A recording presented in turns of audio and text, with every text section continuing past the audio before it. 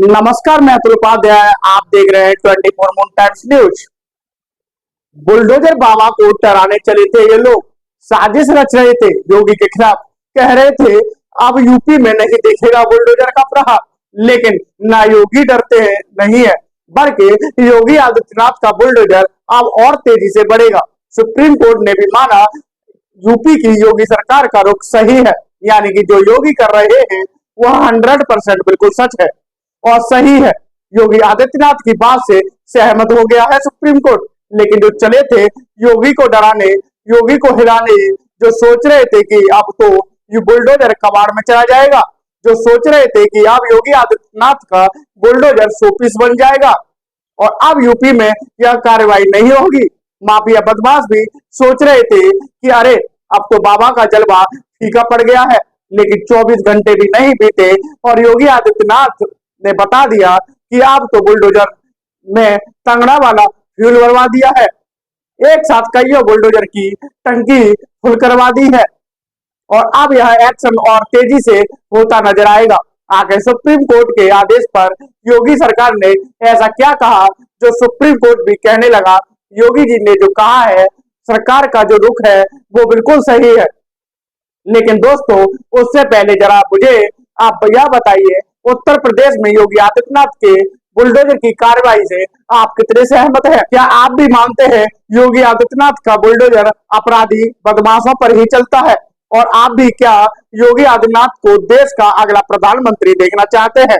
और अब मैं आपको बताता हूं योगी आदित्यनाथ के किस रुख की वजह से सुप्रीम कोर्ट भी यह कहने लगा कि योगी ने जो कहा है वह सही है। आपने देखा होगा उत्तर प्रदेश में जब योगी की सरकार बनी है तब से बुलडोजर की कार्रवाई तेजी हुई है। योगी ने जिस दिन सत्ता संभाली थी उसी दिन ही बदमाश माफिया अपराधी सबको आखिरी चेतावनी दे डाली थी, यूपी में रहना है तो कानून के हिसाब से रहना होगा, नहीं तो उत्तर प्रदेश आप छोड़कर चले जाइए वरना हिसाब कुछ और भी होगा। योगी का वो अल्टीमेटम था जिसके बाद जो बदमाश माफिया नहीं माने, जो समझ रहे थे अखिलेश की तरह ही योगी का जादू फीका पड़ जाएगा, जो समझ रहे थे मायावती के राज की तरह योगी भी शासनकाल चले जाएंगे, जो बदमाश सोच रहे थे मुलायम सिंह के राज की तरह उत्तर प्रदेश में इस बार भी बदमाश अपना राज कायम करेंगे, लोगों को डराएंगे, धमकाएंगे, महिलाओं बहन बेटियों के साथ गंदी हरकत करेंगे, उन सबको योगी आदित्यनाथ ने 1000 फीट जमीन के अंदर गाड़ दिया है। और योगी का बुलडोजर ऐसा दौड़ा कि पूरे उत्तर प्रदेश में, पूरा पश्चिम उत्तर दक्षिण चारों दिशाओं में बदमाश और माफियाओं के लिए काल बन गया है। थर थर कांपने लगे हैं।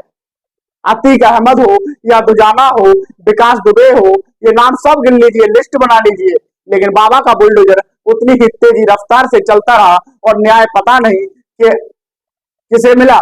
न्याय मिला गरीब जनता को, न्याय मिला पीड़ितों को, जिनके घर उजाड़ दिए गए थे, जिनकी जमीन पर अवैध कब्जा कर लिया था बदमाशों ने, आलीशान कोठियां बना ली थी उनकी जमीन पर, जो लोग सालों से गुहार लगा रहे थे कि कोई तो हमारी सुनो। इन बदमाशों ने हमारी जमीनें हड़प ली है, इन्होंने हमारे से आने पौने दाव में अपने घर मकान सब छीन लिए हैं। लेकिन उसके बावजूद भी दबंगों के हौसले बुलंद थे, जिसे ध्वस्त करने का काम योगी सरकार ने कर दिया है। लेकिन उत्तर प्रदेश में जब योगी का बुलडोजर गरजा, कभी कांग्रेस को दिक्कत हुई, कभी अखिलेश के पसीने छूटे, तो कभी इस कार्रवाई पर असदुद्दीन ओवैसी जैसे लोग सवाल उठाने लगे। हालांकि योगी को कोई फर्क नहीं पड़ा, योगी किसी से डरते नहीं है भाई, डंके की चोट पर जनता के लिए फैसले लेते हैं। और हुआ भी यही, जो हाल अतीक अहमद का हुआ वही मुख्तार का भी हुआ, जो हाल पश्चिम में अनिल दुजाना का हुआ वही पूर्व में अलग अलग माफिया का होता हुआ नजर आया, जो बदमाशों का हुआ वही गुंडों का हुआ। कभी ऑपरेशन लंगड़ा चला, कभी बुलडोजर की कार्रवाई हुई, तो कभी सीधा एनकाउंटर हुआ। योगी ने समय समय पर अधिकारियों को चेताया, योगी ने वक्त वक्त पर अपराधियों को बताया कि उत्तर प्रदेश में अब सिर्फ कानून का राज है, यहाँ खिलवाड़ नहीं, यहाँ मजाक नहीं, यहाँ जनता के किसी से डरने की जरूरत नहीं है। हालांकि इस बुलडोजर की कार्रवाई पर विपक्ष तिलमिला गया, तो कई मौकों पर मामला कोर्ट तक भी पहुंच गया। एक बार फिर से मामला सुप्रीम कोर्ट के दरवाजे पर पहुंच गया। कुछ याचिकाएं लगाई गई। सवाल मध्य प्रदेश में बुलडोजर की कार्रवाई को लेकर था, सवाल यूपी में हो रही इस कार्रवाई को लेकर था, सवाल असम में चल रहे बुलडोजर को लेकर भी था। सुप्रीम कोर्ट ने इस पर अपना फैसला सुनाया और कहा किसी भी आरोपी या दोषी पर भी बुलडोजर की कार्रवाई डायरेक्ट नहीं की जा सकती है। कोई दोषी हो सकता है, लेकिन उसका परिवार जरूरी नहीं है कि इस मामले में दोषी हो या फिर उसका परिवार किसी तरीके उजड़े। ऐसा कानून के हिसाब से नहीं होना चाहिए। जो लोग समझ रहे थे कि योगी के लिए तो यह नेगेटिव हो गया। अब उत्तर प्रदेश में योगी क्या करेंगे? तो 24 घंटे भी नहीं बीते थे, योगी की सरकार की तरफ से गृह विभाग ने एक हलफनामा दायर किया और उससे सुप्रीम कोर्ट को भी सहमत हो गया। पता है क्या कहा योगी ने उस हलफनामे में? योगी सरकार ने साफ तौर पर कहा कि कोई भी कार्रवाई उत्तर प्रदेश में बुलडोजर की कैसे ही नहीं हुई है। अवैध निर्माण को ध्वस्त कराया गया है और वह भी कानून के मुताबिक। अब जरा एक बात सोचिए, अतीक के पास करोड़ों की ऐसी संपत्ति नहीं हो गई थी, ऐसे ही नहीं हो गई थी उसके पास करोड़ों की संपत्ति, बल्कि अतीक के ऊपर बार बार यह आरोप लगे कि उसने गुंडागर्दी से, माफियागिरी से लोगों को डरा धमका कर उनकी जमीनों पर को हड़पा था, उनकी जमीनों पर अवैध कब्जा किया था। तभी तो योगी आदित्यनाथ जब अतीक अहमद की अवैध प्रॉपर्टी पर बुलडोजर चलाकर उसे मिट्टी में मिलाते हैं और वहां जो गरीब लोगों के लिए आलीशान मकान बना देते हैं, तो एक मुस्लिम बहन भी रोते हुए कहती है, योगी जी आपने हमारा सपना साकार कर दिया है, उसे मिट्टी में मिलाया और हमें अपना घर दिला दिया। इस वजह से योगी को न सिर्फ यूपी का बल्कि देश का नंबर 1 सीएम कहा जाता है। अरे आप बताइए, क्या मुख्तार की इतनी सारी संपत्ति वैध है? क्या अतीक अहमद की इतनी संपत्ति वैध थी? और क्या मोहित खान ने ऐसे ही इतनी बड़ी प्रॉपर्टी बना ली थी? क्या नवाब की प्रॉपर्टी इतनी हो गई थी? क्या बड़े बड़े उत्तर प्रदेश में माफिया बदमाश ऐसे ही आप इतने अमीर हो गए थे? आप जरा एक एंगल से समझिए। मैं आपसे एक सवाल पूछता हूँ, अगर किसी भी इलाके में कोई गुंडा बदमाश या माफिया होता है, हम आप बताएं वह सबसे पहले अपना वर्चस्व कैसे कायम करता है?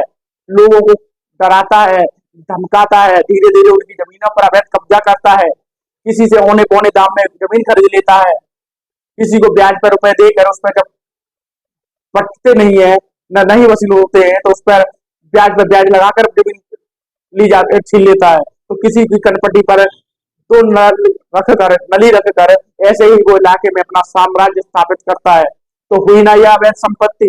दोस्तों, जिस व्यक्ति से आपने अवैध तरीके से खरीदी है, उसके बारे में क्या किसी ने सोचा था? उसका परिवार रोता रहा, बिलखता रहा, न्यायालय के लिए भटकता रहा, लेकिन किसी ने नहीं सुनी।